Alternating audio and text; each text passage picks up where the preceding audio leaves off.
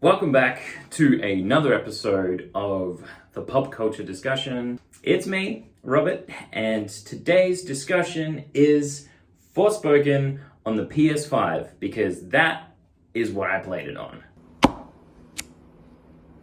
There are some real mixed reviews for this game. Some people love it.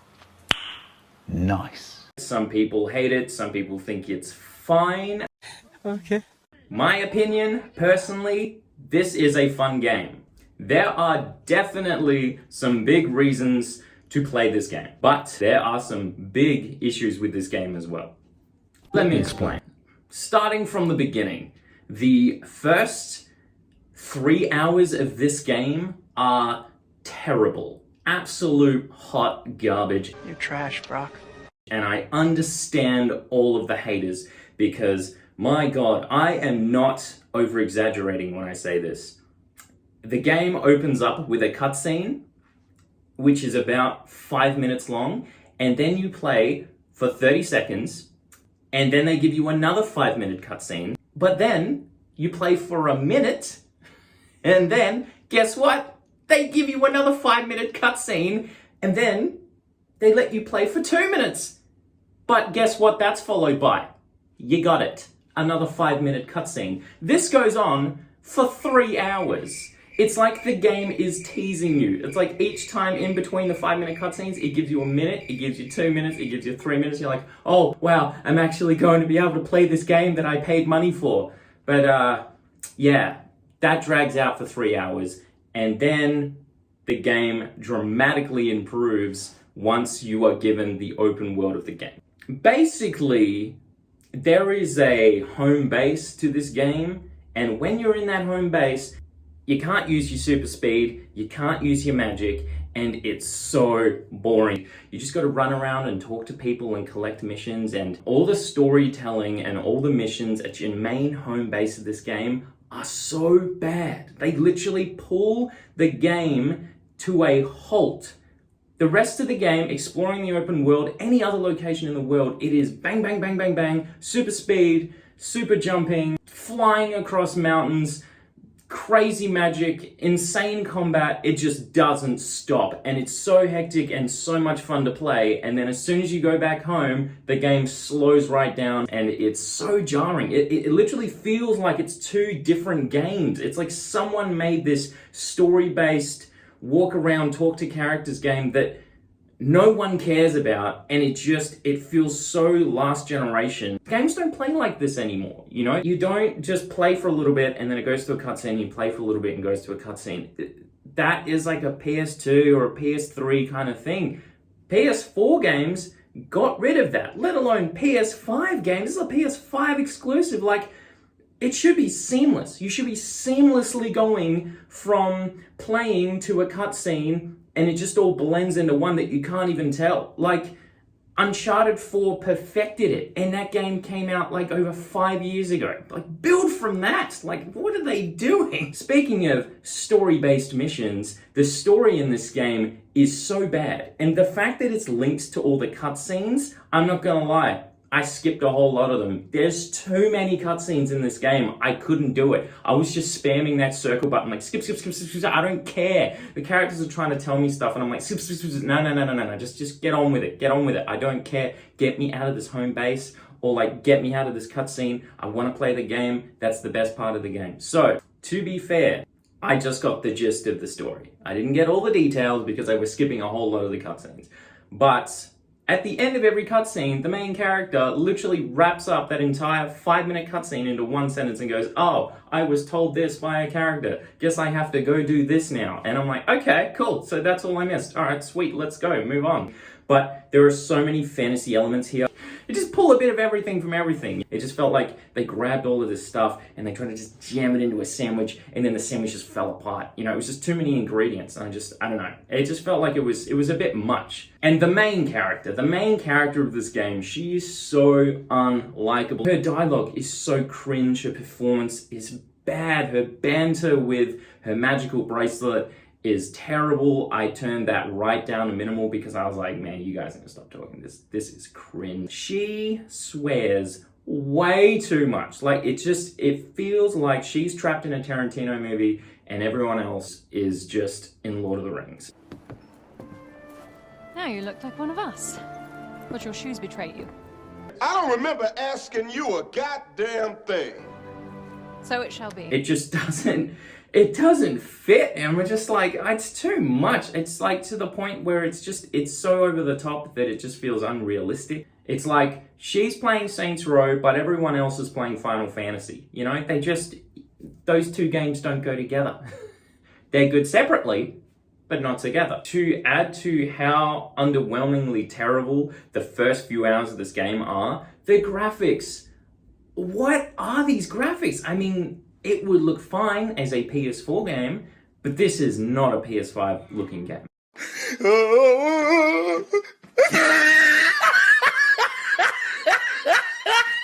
And the fact they had the balls to make this a PS5 exclusive is like, come on, this absolutely could have been on the PS4. That's basically everything I didn't like about the game. Yeah, there might be a few other things as well, but I'm not gonna lie, this game, everything that I've mentioned so far, story-wise and characters, writing, all of that, is just so forgettable. So if I've forgotten to mention something I didn't like, it's probably just because I forgot it. Now that I've got that off my chest, we can move on to the positives.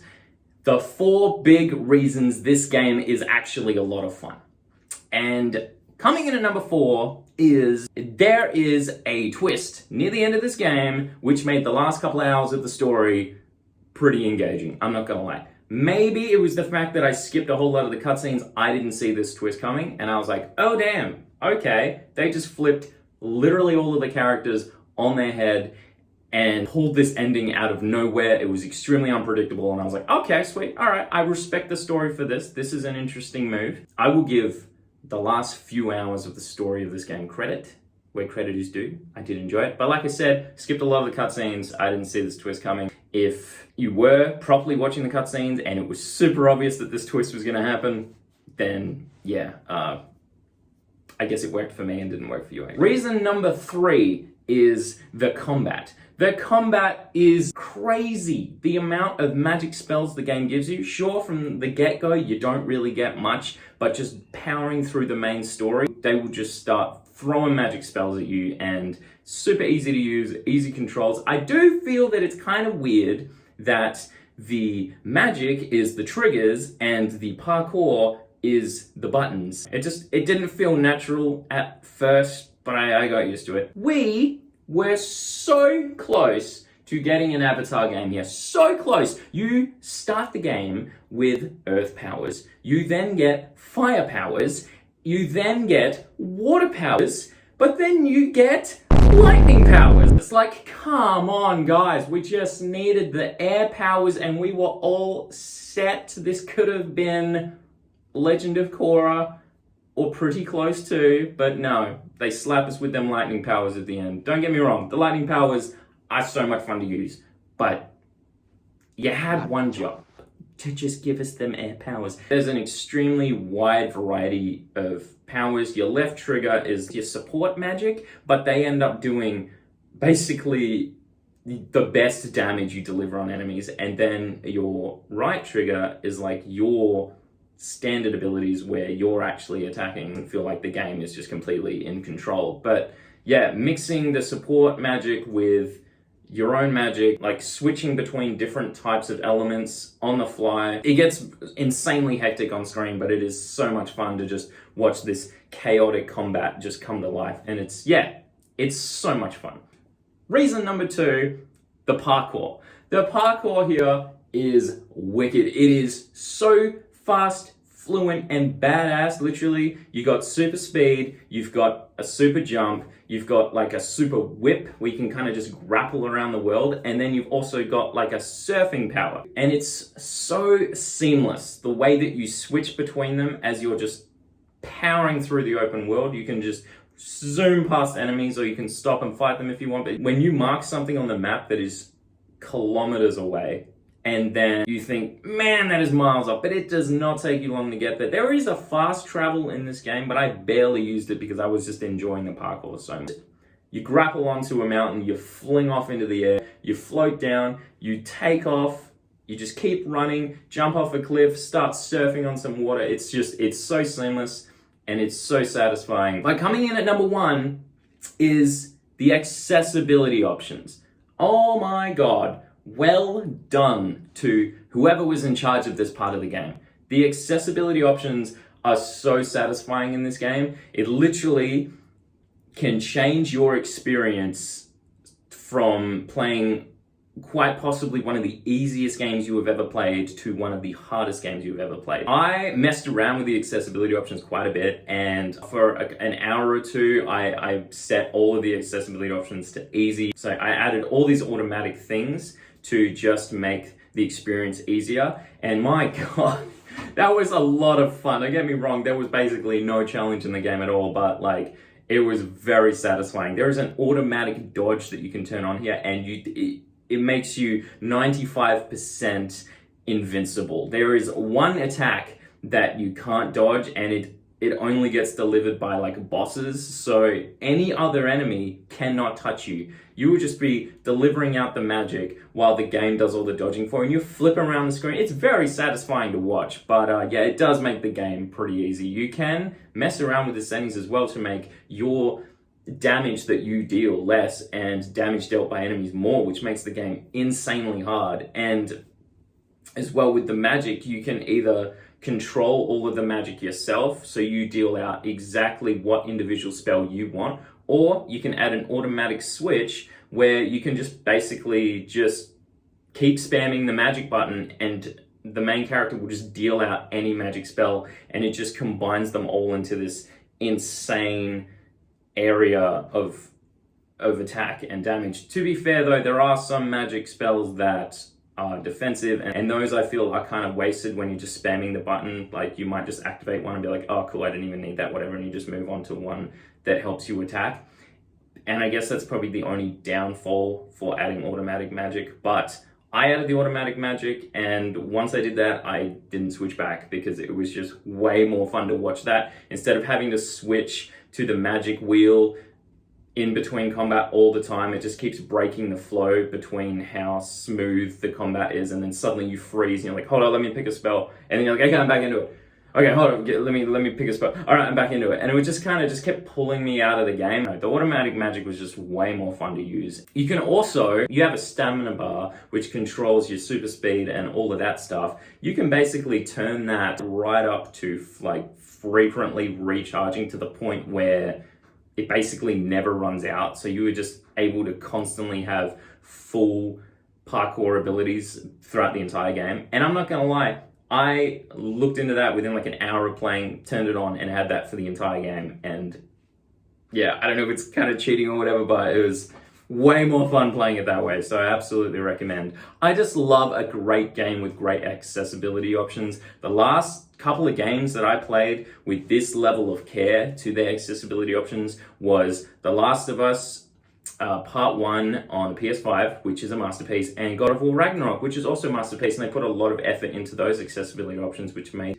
you able to play the game exactly how you want to play. And I respect developers that do that, because there's so many games that I play that I'm like, oh man, if there was just an option for me to mess around with this tiny little thing, it would improve my experience by so much. And yeah, you've got tons of that here. After listing off those 4 things that make this game so amazing, I've probably made it sound like it's an incredible game. And, you know, it's got its flaws. I spent a lot of time bitching about all the things that suck about this game, but at the same time, there is a lot of fun to be had here. Because it's fun! We're having fun! If you do what I did and just power through the story, get all your abilities, and then once you've done that, you can just explore the open world, find all the things you missed, and that's what I'm doing right now, and I'm actually having way more fun doing that than I did with the story, because the story it's pretty rough. Until those last couple hours, you know, it is what it is. So yeah, I guess overall, this is a really fun game, but it's also extremely forgettable due to the characters and the story and all that. I am going to remember the combat here, and I'm going to remember the parkour. It's basically the combat of Final Fantasy 15, Infamous Second Son, and Devil May Cry 5. It was literally like they just crammed all of that together, and they're like, yeah, cool, let's make a combat system. And the parkour system it's kind of something new, but I guess the closest I can relate it to is like Infamous First Light. If you played that, it was a smaller Infamous game, but just the super speed that the chick has in that. And I guess almost combined with Prototype back in the day, like being able to just like sprint through the city and like run up walls and up buildings and stuff. It's kind of like combining those two games into one to create a parkour system, but this one it's kind of its own thing because you have so many different magical powers you can use at the same time during your parkour. I would say this game is not worth the $90 that I paid for it. If you can get it on special for like, I would say max $50. I've only got 7. Or if it comes out on free on PlayStation Plus or anything like that, absolutely check it out. Do what I did, skip the cutscenes. They suck. Just power through those first 3 hours. They are a grind. They are easily the worst part of the game. But yeah, if you can get past that, skip the story as much as you can, and just enjoy the open world shenanigans that this game has to offer, I think you're going to have a lot of fun. This is a solid 6.5 for me. I wanted to give it a 7, but that's way too high in my opinion, so I was going to give it a 6, but I'm like, nah, but there's some good stuff here. So I'm going to meet in the middle. I'm going to say 6.5. That was my review for Forspoken on the PS5. Have you played this game? What did you think? Are you one of the haters that is just drilling into this game right now and just hating on it? Or are you one of the people that had a lot of fun with it and you're like, no, this game's amazing. Like, what are people bitching about? Or are you like me? You see the flaws, but you had some fun. Or, you know, have you not played this game? Did this review make you want to play it? Did it put you off the game? I don't know. That's what I'm here for. I'm here to talk about it. So, you know, hopefully I helped you make a decision on if you do or don't want to play this game or how much money you want to spend on it. Either way, I will see you in the next video.